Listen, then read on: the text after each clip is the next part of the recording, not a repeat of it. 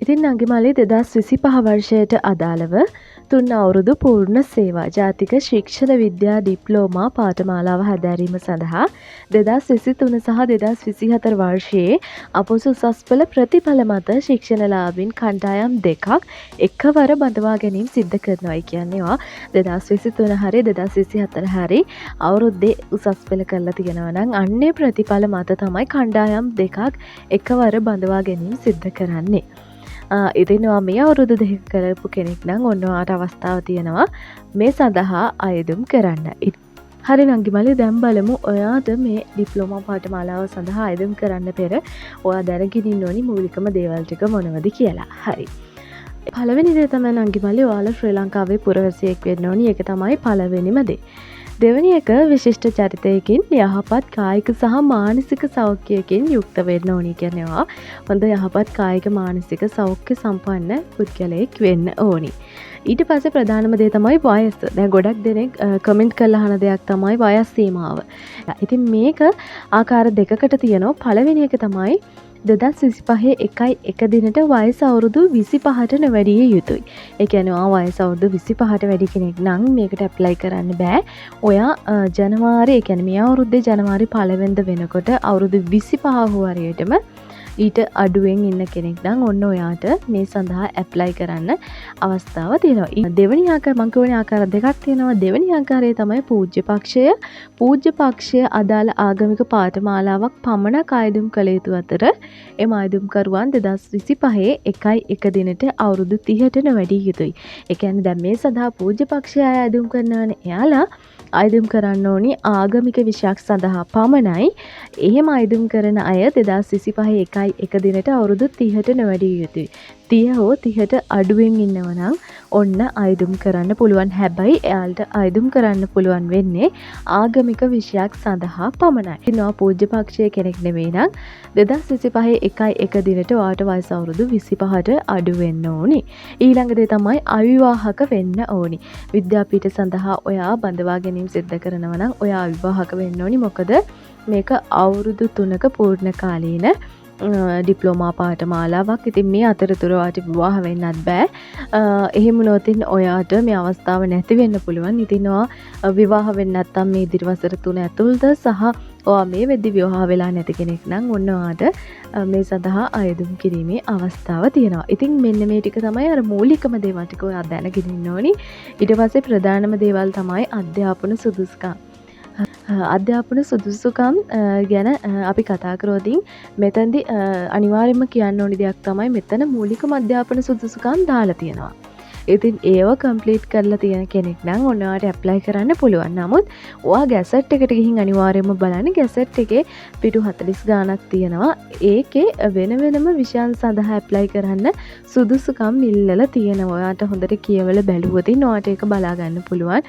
Gazette එකේ සඳහන් කරලා තියෙනවා ඒ විෂයන් සඳහා වෙන වෙනම දේවල් ඉල්ලලා තියෙනවා. වෙන වෙන සුදුසුකම් බලනවා. ඉතින් ඔයා ඒක හොඳට කියවලා බලන්න. මේ කියන්නේ මූලිකම අධ්‍යාපන සුදුසුකම්. මේව කම්ප්ලීට් කරලා තියෙනවා නම් ඔයාට ඇප්ලයි කරන්න පුළුවන්. හරි. පළවෙනිම අධ්‍යාපන සුදුසුකම් ගැන කතා කරොතින් ආයුධම්කරුවන් අපොස සාමාන්‍ය පෙළ විභාගයේදී තමන්ගේ භාෂාව ඔයාගේ සිංහල භාෂාව වෙන්න පුළුවන්, දමිළ භාෂාව වෙන්න පුළුවන්. අන්නේ භාෂාවත් එක්ක ගණිතය ඇතුළුව විෂයන් 6කින් සමත්ව විෂයන් 3කට සම්මාන සාමාර්ථ ලබා තිබීම අනිවාර්ය වෙනවා. ඒ කියන්නේ ඔයාගේ භාෂාවයි ගණිතයයි ඇතුළුව විෂයන් 6ක්. ඒ දෙකත් ඇතුළුව විෂයන් 6ක් පාස් වෙලා තියෙන්න ඕනි. ඒ 6න් 3කට සම්මාන සාමාර්ථ ලබා තිබීම අනිවාර්ය වෙනවා. ඉතින් ඔයා හිතන්න ඔයා දෙවනි වර විභාගයට පෙනී හිටපු කෙනෙක් කියලා. එහෙමනම් ඔයාට ඔයා පෙනී හිටපු පළමු වාරයේදී ඔයාගේ භාෂාව ඇතුළුව විෂයන් 5ක් සමත්ව සම්මාන සාමාර්ථ 3ක් ලබා තියෙන්න ඕනේ. ඔයා දෙවනි වර මෙන්න මේ විෂයන් 6ක් සමත් වෙලා 3කට සම්මාන සාමාර්ථ තියෙන ඇති. අන්න ඒ වගේ ආයුධම්කරුවන්ගේ පළමු වර බලනවා. පළමු වර ඔයා අනිවාර්යයෙන්ම පළමු වාරයේදී Tamanගේ භාෂාවත් ඇතුළුව විෂයන් 5ක් සමත් වෙලා ඒ 5න් 3කට සම්මාන සාමාර්ථ ලබා තියෙන්න ඕනි. ඉතින් ඔයා හිතන්න ඔයා බුද්ධ ධර්මයේ පාඨමාලාව සඳහා ආයුධම් කරන කෙනෙක් කියලා, ආගම සඳහා ආයුධම් කරන කෙනෙක් කියලා හිතන්නකෝ. එහෙමනම් ඔයාට සිද්ධ වෙනවා මූලික පිරිවෙන් අවසාන විභාගයේදී ගණිතයේ සිංහල භාෂාව ඇතුළු විෂයන් 6කින් දෙවරකට නොවැඩි වාර ගණනකදී සම්මාන සාමාර්ථ 3ක් සහිතව සමත් වෙන්න. බුද්ධ ධර්ම විෂය සඳහා ඔයා ඇප්ලයි කරනවා නම් අනිවාර්යෙන්ම පිරිවෙනේ අවසාන විභාගයේදී ගණිතයයි සිංහල භාෂාව ඇතුළු විෂයන් 6ක් දෙවරකට නොවැඩි ගානකදී සමත් වෙලා ඒ විෂයන් 6න් 3කට සම්මාන සාමාර්ථ තියෙන්න ඕනි. අන්න ඒක තමයි මූලිකම අධ්‍යාපන සුදුසුකම. ඒත් එක්කම 3-4 කියනවා 3-2 සහ 3-3 සඳහන් මූලික අධ්‍යාපන සුදුසුකම් සපුරා ඇති අයදුම්කරුවන්ගේ එක් එක් පාඨමාලාවට අවශ්‍ය විශේෂ සාමාන්‍ය පෙළ සුදුසුකම් තෙවරකට නොවැඩි වාර ගණනකදී සම්පූර්ණ කළ යුතුයි කියලා. ඒ කියන්නේ අර මම කලින් කිව්වනේ විවිධ පාඨමාලාවන් අනුව විවිධ දේවල් ඉල්ලනවා කියලා. ඉතින් ඔයාට කියලා බැලුවොත් ඒ සම්බන්ධව අදහස ගන්න පුළුවන්. ඒ සම්බන්ධව තමයි කියලා තියෙන්නේ. ඒ ඉල්ලන සුදුසුකම් තෙවරකට නොවැඩි ගානකදී සම්පූර්ණ කළ යුතුයි කියලා. හරි. අන්න දේවල් ටික තමයි සාමාන්‍ය පෙළ විභාගයේ තොරතුරු. ඔයා ඒත් එක්කම උසස් පෙළ විභාගයේ ප්‍රතිඵල ගත්තොතින් ඔයා 2023 හෝ 2024 වර්ෂයේදී පවත්වන ලද අපොස උසස් පෙළ විභාගයේදී ප්‍රධාන විෂයන් 3කින් එකවර සමත් වෙන්න ඕනි. එකවර ඔයා විභාගයේ සමත් වෙලා තියෙන්න ඕනි ඔයාගේ ප්‍රධාන විෂයන් 3. අන්න ඒ විදිහට ඔයා සුදුසුකම් සපුරලා තියෙනවා නම් ඔයාට මේ සඳහා ඇප්ලයි කරන්න පුළුවන්. හරි නංගි මල්ලි ඔයාට ගැසට් එකේ මෙන්න මේ ටිකට ආවට පස්සේ 1 1 2 1 3 1 4 1 5 1 6 කියලා තියෙනවා. ඉතින් මෙතනදී ඔයාට කියලා බලන්න පුළුවන් මේකේ සඳහන් වෙලා තියෙනවා මේ අදාළ වන්නේ 2023 වර්ෂයේදී හෝ 2024 වර්ෂයේදී අපොස උසස් පෙළ විභාගයේ සමත් වූවන් සඳහා පමණයි කියලා. ඒත් එක්කම ඒ අනුව 2023 වර්ෂයේ හෝ 2024 වර්ෂයේදී ආපසු උසස් පෙළ විභාගයට පෙනී සිටි ඉන් සමත් වූ අයදුම්කරුවන්ට මේ සඳහා අයදුම් කරන්න පුළුවන් කියලත් සඳහන් කරලා තියෙනවා.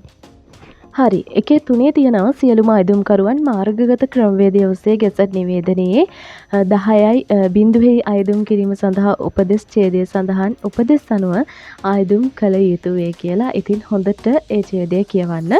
2023-24 වර්ෂවලට අදාළව ඉල්ලුම් කිරීමට සුදුසුකම් සපුරා ඇති අයදුම්කරුවන් වර්ෂ දෙකටම අයදුම් කිරීමට අපේක්ෂා කරන්නේ නම් මාර්ගගත ක්‍රමවේදය ඔස්සේ වර්ෂ දෙක සඳහා වෙන වෙනම අයදුම් කරන්න ඕනි. ඔයාට මේ වර්ෂ දෙක සඳහාම වෙන වෙනම අයදුම් කරන්න පුළුවන්. ඉතින් ඔය 2023 වර්ෂයේ සහ 2024 වර්ෂයේ ඒ සුදුසුකම් සපුරලා තියෙනවා නම් ඔයාට මේ වර්ෂ දෙකටම අදාළව ඇප්ලයි කරන්න පුළුවන්. ඉතින් ඔයා 2023 තේ ලෙවල් කරලා තියෙනවා නම් 3 පාස් නම් විෂයන් 2024 වර්ෂෙත් කළා ඔයා විෂයන් 3 පාස් වෙලා තියෙනවා නම් ඔයාට වෙන වෙනම මේ වර්ෂ සඳහා ඇප්ලයි කරන්න පුළුවන්. හැබැයි ඔයාට වෙන වෙනම තමයි එකට මේක ඇප්ලයි කරන්න බෑ. වෙන වෙනම තමයි මේ සඳහා ඇප්ලයි කරන්න වෙන්නේ.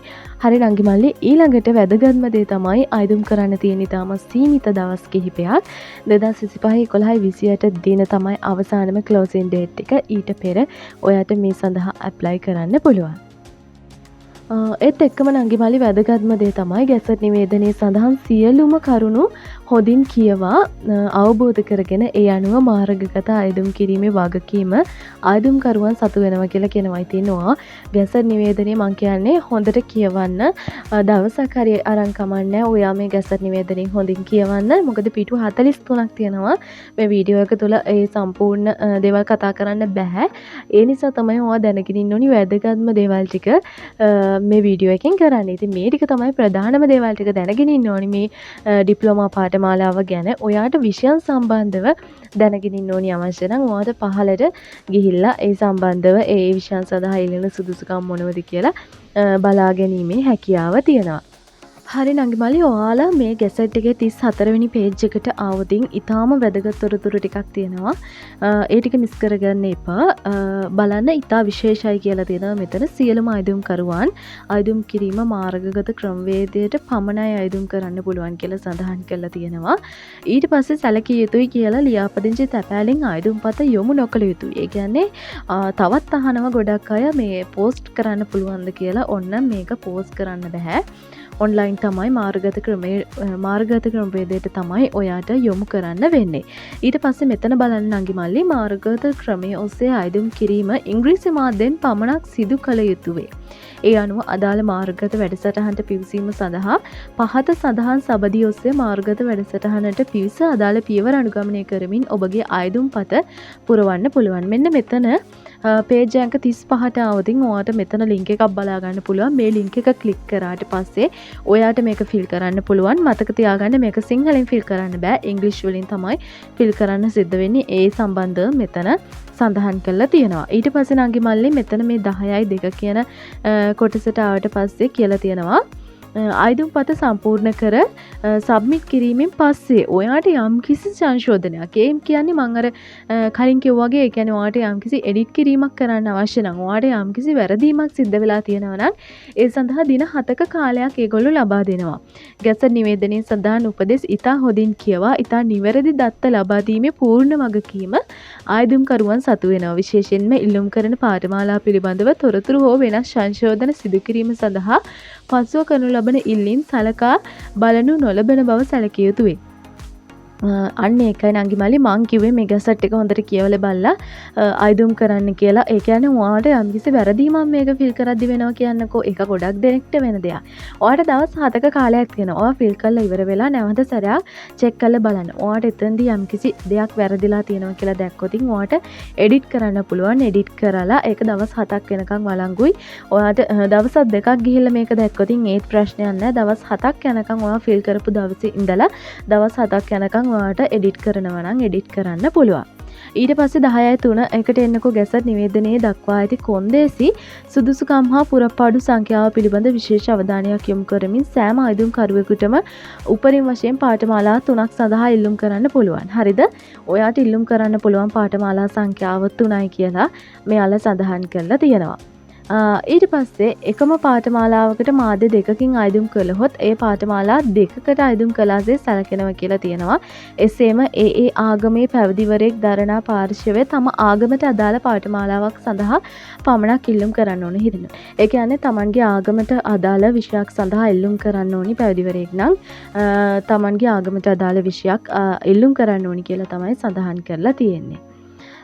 ඊට පස්සේ නංගි මල්ලි ගැසට් මෙතන තියෙනවා 10.5 කියන කොටසේ තියෙනවා ගැසට් නිවේදනයේ 6.2 ස්ථීර පදිංචි නිර්ණය යටතේ 6.2 ඡේදයට අදාළව දිස්ත්‍රික්ක වලට නියමිත අංක මෙසේය.